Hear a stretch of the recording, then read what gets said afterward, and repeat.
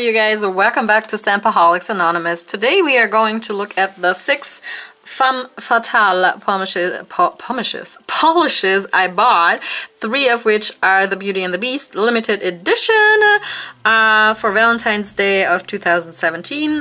Then 2 of them are from like a Lord of the Rings themed collection, and then I have one from September of last year, and I'm going to be swatching all of these. I'm curious to see Femme Fatale's formula. I've never used their polishes before.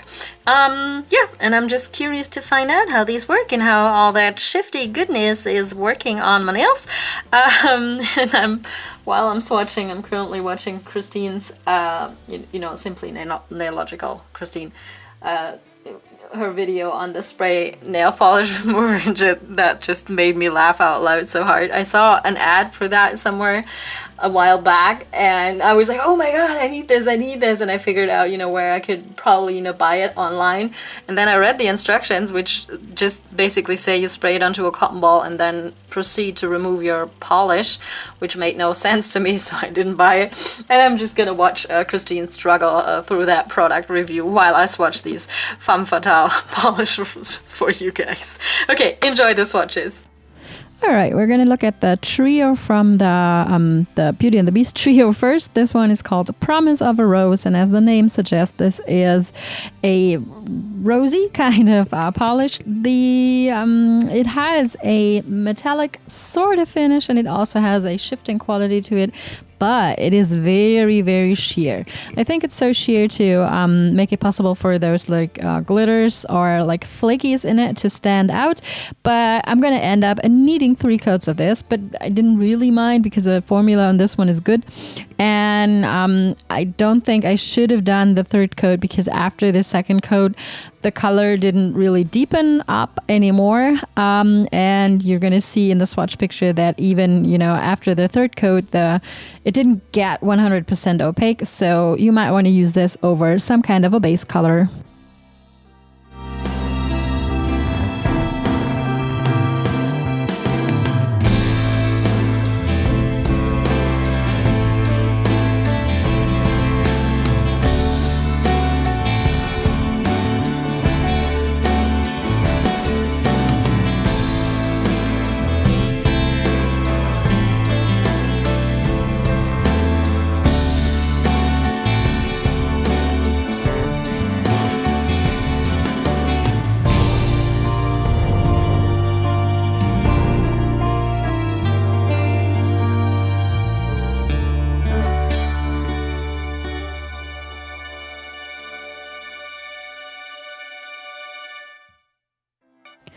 Moving right along to the 2nd color of this trio. This one is the Castle of the Beast, and it also has a metallic-y kind of base that is shifting like from a creme color to a gold, and it also has like very subtle glitters in there.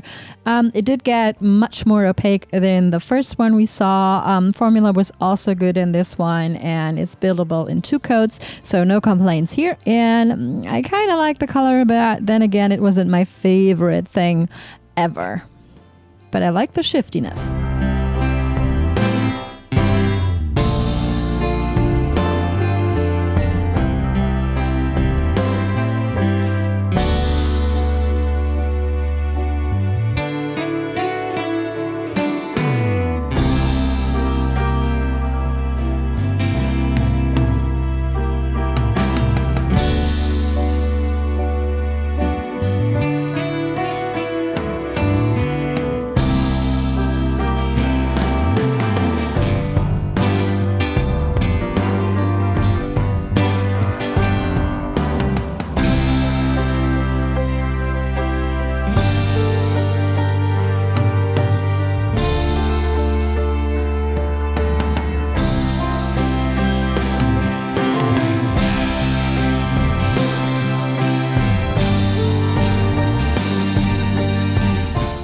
next up is the last of the trio, which is called Pure of Heart.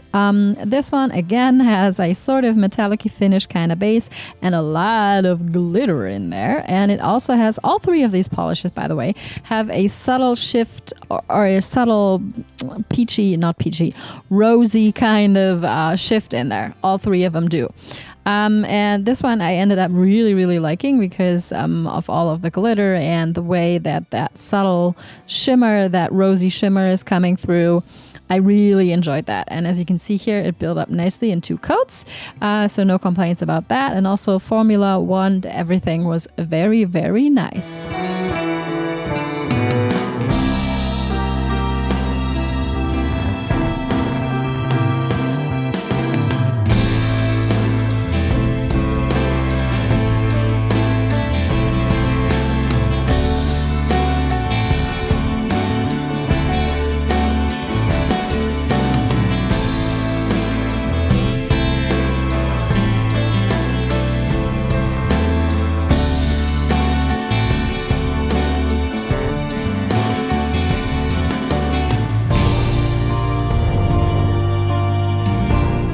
Okay, we're moving on to the 2 polishes from the Lord of the Ring theme. This one is My Precious. My Precious.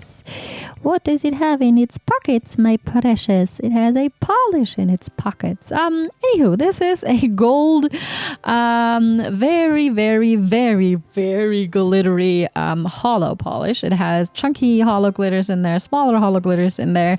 Yeah, and it has this very, very nice gold base to it.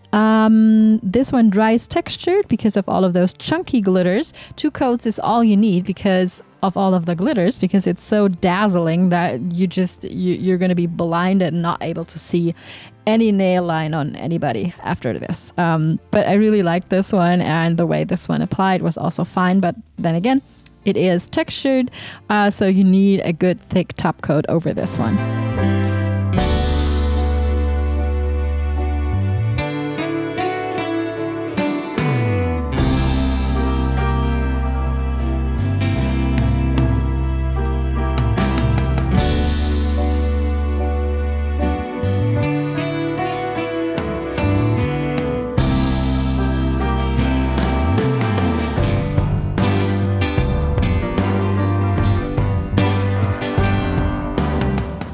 All right, next up is the Wandering Wizard, kind of the same deal as the My Precious one, but this one is a silver base, and it also has silver chunky hollow glitters in there and silver regular or smaller size glitters in there. There is a lot going on this one. As you can see here, it's really, really dazzling.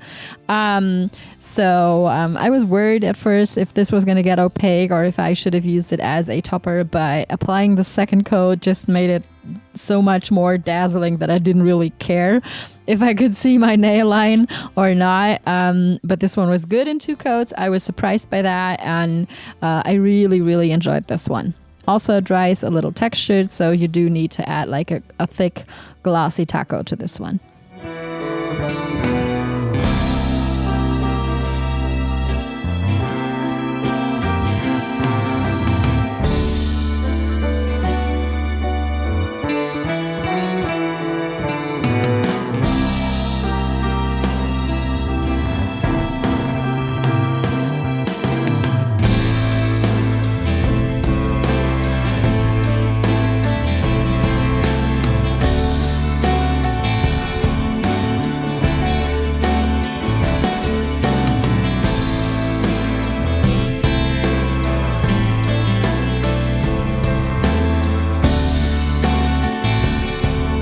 Last up is the Oops polish I bought, Daquan's Dance Grooves from last year, December of last year, and I like this one as well.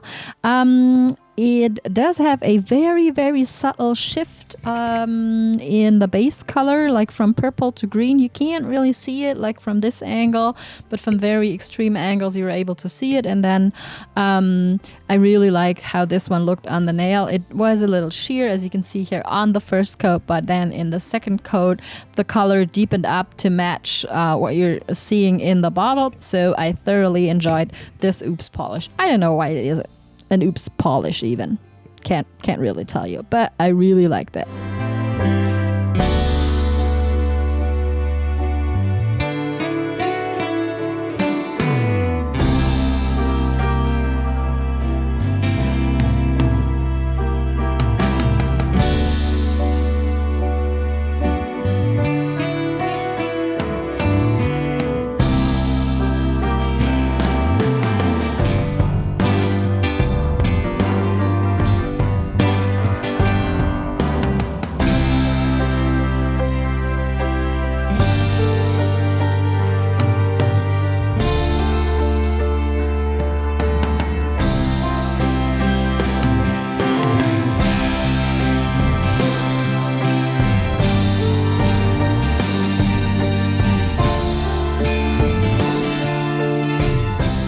Alrighty, you guys, that were my quick swatches of the Femme Fatale polishes. My three favorites are these. One is from the trio of the Beauty and the Beast trio for Valentine's Day. It's the Pure of Heart. You can't you can kind of see in the bottle, but it has like a very slight pink shimmer shifting something to it, and that was like got very apparent on the nail, and I really like that. I wish I had sun, but I don't, to show you like a sunlight picture of this one. It's so dazzling, and that, you know, pink shimmer in there is just so lovely in combination with hollow. And I also thoroughly enjoyed the Wandering Wizard. I wasn't so sure that I was going to get this one opaque, and I was considering doing like a swatch over a black base and calling this one a topper, but on the second coat, there's so much hollow in here that you couldn't even, you know, see visible nail line anymore, and it's just so dazzling that it doesn't matter if it doesn't get 100% opaque. All of these polishes, with the exception maybe of this one, the Castle of the Beast, were textured, so you will want top coat. You will want a thick layer of good top coat, like Sash Reed, for example, or HK Girl, or, you know, whatever your preferred thick top coat is. And I also like this polish that is still on my nails. I don't know why this is an oops polish, but I kind of like the shiftiness of the base. It has a slight shift from purple to green in the base, and then there's like tons of hollow in there, and that's really neat. I really like that one. But as you can see now, it's kind of dull, and it is textured. So this one would need like a good top coat. Let me put on top coat on one of my nails to show you the difference real quick. Okay, so I have applied. Can you see the finger that has top coat on it? You probably can't because of the lighting. Oops. Okay, can you spot the finger with the top coat? It's my index finger, and you know, top coating these really does bring out the beauty of these polishes more than, you know, wearing them without top coat. So I recommend top coat for all of these puppies. I mean, you do want to use top coat anyways if you're planning on wearing these longer than like 5 minutes, which is the usual time they're on my nails when I'm swatching. Anywho, that's it for today, you guys. Let me know down in the comments below whether you have tried Femme Fatale polishes before, and which of these was your favorite, and what other indie brands that you know of that I should know of, so I can, you know, check them out. I'm curious to know. So that's it for today, you guys. Thanks again for watching, and I will talk to you next time. Bye!